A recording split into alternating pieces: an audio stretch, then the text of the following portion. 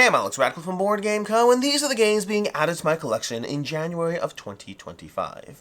As usual, this is based on the games I played the month before, or in this case, December. Now, usually this is a sister video to the games leaving my collection video for that month. In this case, we don't really have that, because instead of doing a games leaving the collection video for December, I did my end-of-year purge, which is usually what I do. And so, it's similar, but basically just a recap of that. In my end-of-year purge, I got rid of 25 games in my end-of-year purge. It's a two-part video series. You can go and check that out. It's specifically me going through all the games in my collection, trying to be as critical as possible, but whether I think I actually am or am not getting them to the table compared to other games. I got rid of 25 games in that video, although 7 of those were games from my unplayed games, which means they don't count as leaving my collection per se. They were never in my collection, and so 18 games left my collection in that video.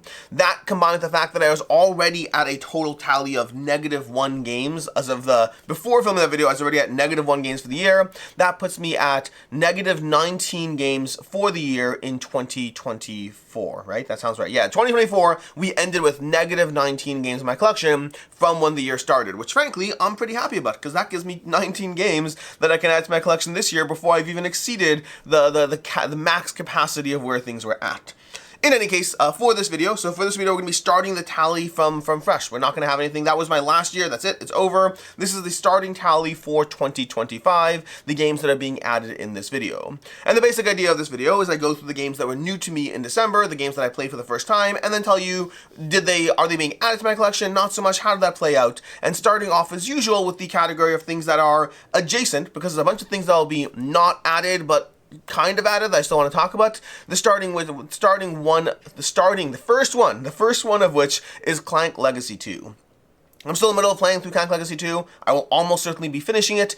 It's a game that isn't being added to my collection because once I'm done with it, it will be gone, and I don't imagine I will be replaying it. When it comes to Legacy games, there are some that I have enjoyed enough that I am happy to dive into, and there are many that I have played multiple times. Legacy games I definitely have an itch for. Clank Legacy, I might go back to the first one, because I never finished the first one. The first one I played like the first 5 games, and I was like, I don't know if I care enough, and then I stopped playing. And I'm open to going back to the first one, but frankly, my opinion of the second one is kind of similar to where the first one was. So I'll dive into it more as of an overall review later, but the short version of it is I enjoy the experience, and I don't enjoy how many interruptions there are to the experience, which puts it in a space where it's like, okay, it's okay. We'll dive into it more when I do a full review on Clank Legacy 2 once I finish it. Maybe my opinion will change my mind. Maybe further games will change my mind. I'll be blown away. Who knows? We'll talk about it more. As of right now, as I'm filming this, I'm 3 games into it, and I'm kind of like, I'll finish it, but that's about it.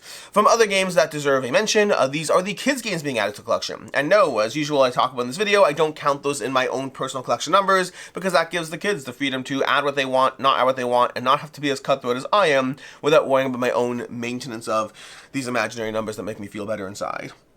To that end, we have 4 kids games being added this time around. We have Hammer Time from Haba, which is definitely sticking around. Oh my gosh, that's so much fun. We have Karak 2, which is an iteration of Karak 1. I don't know if I enjoy Karak 2 better than Karak 1. They're both good games that do what they need to do. I think it's fine. I only have that because the kids enjoy it, but it's a fine game.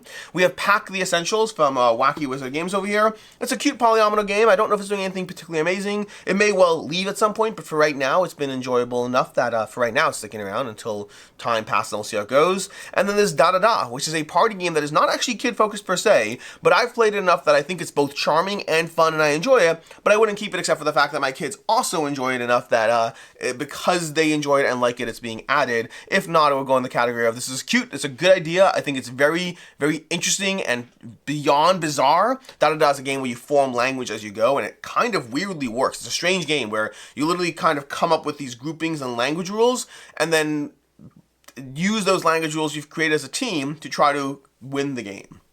I have some complaints about it, but overall I think it's an incredibly well done, unique concept of, again, for me, I'd probably play it a bunch of times and then move on from it, because I don't think it has the same level of longevity as many of the party games that I have that I really, really love. But again, the kids like it, so it's here for right now.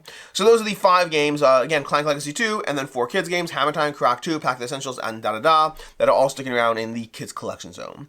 Which brings us to the games being added to the collection here. And to that end, we have 7 games being added, although there are some definite caveats around them, because the tricky part, I do all this based off of I do all this based off of initial logged plays for the month. It's these way to track what's a new game to me that's being added. So to that end, I look through my little BG Stats app, I see what's a new game, and then I talk about it here based on how that experience has gone. The tricky part is sometimes I'm not yet done making a decision. Sometimes I'm still in the discovery phase, which means I'll tell you about them here because they may well be added, but you also might see them leaving.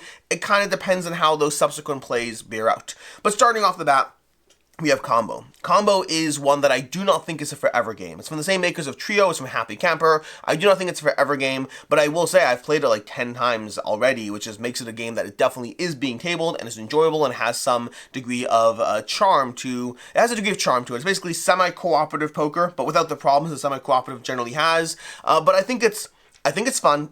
I think it has a lot of good moments in it. It has a lot of just working together until you screw each other over. But I don't think it's a game that I love myself as much. Part of the reason I have it is the accessibility of being able to play it with people who aren't as heavy gamers, which is almost all of my 10 plays have been with people who are more in the gateway camp of things. But that said, as long as it continues to have a reason to table, I will probably hold on to it. But again, for me, I don't love it. I like it. It has a reason why it gets tabled. That's going to be Combo. Here for right now. Don't know if it's forever game.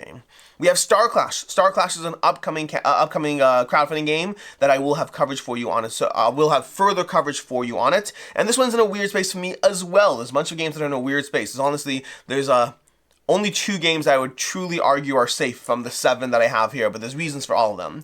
Starclash, I think the gameplay that I played was incredibly satisfying, highly asymmetric factions, and a King of the Hill kind of experience. I love the gameplay, I totally want the ability to dive into the other factions, see how they play, go through multiple game experiences. I really, really enjoyed the gameplay of Starclash. But the art and graphic design are not where I personally want them to be. It definitely, to me at least, it does feel like an indie creator project who's working with limited resources. There's only so much an indie creator can do without really just taking out loans and paying everyone through the nose and risking everything on a single game. And that's just a hard place to be in. So I don't know where Starclash will end up because the way a game looks does matter to me. And I think Starclash looks fine, but I have so many games that look great and play great that Starclash is definitely in a challenging position. The gameplay was really good. It may well manage to persevere past my current opinion of the looks of it, but that will take time to find out more. That's Starclash, as of right now, tentatively being added, but again, it's prototype, doesn't really exist yet. I just really enjoyed my first play, so it's going to be in a contender spot to being added to my collection at the very least. Then we have 2 games from Queen Games Stefan Feld. We have Nassau and Kathmandu. Both of these, well, let's talk about them briefly. Nassau is more of a piratey game. It's in 2 phases across 4 rounds as you try to operate on the shared semi-worker movement grid and then going to the actual sea range and then having, all the combats and fighting, all the various things you're going to be doing to earn points. Overall, I got a chance to play these, demo these at PAX Unplugged, and I liked both of them. I'll talk about them more soon, but effectively I don't yet have enough time with them. It's Stefan Feld, which I generally like. It's Queen Games, generally like. Overall, it's a generally good starting point for the games, and again, I've actually played them, so generally like in that sense, but I do need more plays of both of them. Right now, they're both firmly in the camp of, well, I'll tell you what Kathmandu does. Kathmandu is sort of a race game, but not really. There's a race element to the game, but a lot of it's about scoring points along your journey too. The race is just one part of the game, but it has you trying to go along this path. You can generate a path, and you go along the path, and then try to find ways to score points as you go to the road to Kathmandu or whatnot. Overall, both games were satisfying experiences that I definitely enjoyed, and I can see being added, but I do need more plays to find out. They don't fall into the Stefan Feld camp of the games I absolutely love, like Castle of Burgundy, Bruges, Bora Bora, all of that, or I should say Cusco now, but they do fall into the camp of games that I definitely enjoyed and want to see more of. I would not be surprised if they actually get added, and I would not be surprised if you see them leaving the collection. From there, we have Everdell Duo. Everdell Duo, which is another maybe. And the reason for that is because I've played Everdell Duo competitively at the 2-player right now, and while I enjoyed it, I would pick Everdell regular over that any day of the week. Nothing against the 2-player experience, it was good, it has some tweaks to it, but there's only so many versions of a game I need, and while I do think that Everdell Farshore did add enough to the experience that I want to own it, Everdell Duo, I think the tweaks to the 2-player experience specifically aren't different enough for me just playing Everdell 2-player for me to want the experience that they're offering as opposed to core Everdell. So ultimately, I'd rather play Farshore or base Everdell over Everdell Duo if you're just looking at it from the 2-player mode. But there's also solo. and cooperative, and a solo cooperative campaign. And those are things I plan on diving into shortly, because I think that's where this has a chance of sticking out or standing out. And so for right now, this is, and again, that kind of flux zone where I definitely enjoyed it. I think Everdell Duo is good, but Everdell Duo is not enough to convince me to keep it on its own. So I now need to find out the cooperative and solo campaign and see how that changes my mind, if at all. And then lastly, the actual last two that are being added to my collection, and even these, one of these is a prototype, which is Master of Orion at Astra. That's one that I don't know if it'll be a forever game, but I definitely enjoyed it enough in the prototype phase that I do want to add it. Once it's here, always the question is going to be, does it actually get table time, or do I just want it to get table time? So that's going to be a question that's definitely hard with any 4x longer game. But that said, it gives you enough solid gameplay experience and enjoyable gameplay experience that I think it's one that I do want to make an effort to table. So for right now, Master of Orion at Astra, an accessible enough for, it's not like Last Light accessible, but it's not like Twilight Imperium inaccessible. It's a game that you can play in like 3-4 hours, 2 hours if you're playing it as like, a 2-player game, although I really think it's best at 3+. But overall, Master of Orion at Astra, I really enjoyed that one, and I'm looking forward to adding that properly down the road.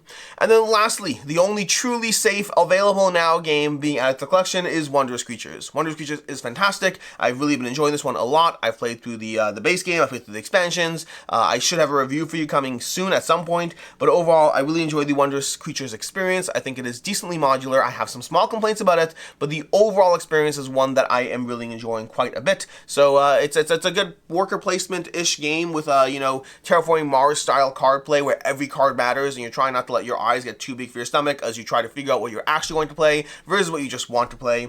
Overall, it's a great production, great gameplay, modular enough gameplay, a few small complaints that I think some of them could be remedied with future expansions. Honestly, maybe all of them could. Like, I don't like the board. I think the board is too static. I think that's something you could release an expansion board and expansion rules. I think that it needs more goal cards. So there's some small things that I think they could actually adjust with expansions. So maybe they will, maybe they won't. I don't know. It depends on if I'm the only one who has those opinions. But that is basically what we have for the games being added to collection for the month of January. We have, again, 4 kids games, a mention to Clank, which I guess Clank wouldn't be added in any case. It's not even that it's a legacy game, I just don't enjoy it enough to add it. But then we have 7 games that are kind of being added with some healthy caveats along the way. And until next time, and that puts for the recap part, that puts our total count for January at 7. We're currently up 7 in January, at least as of right now.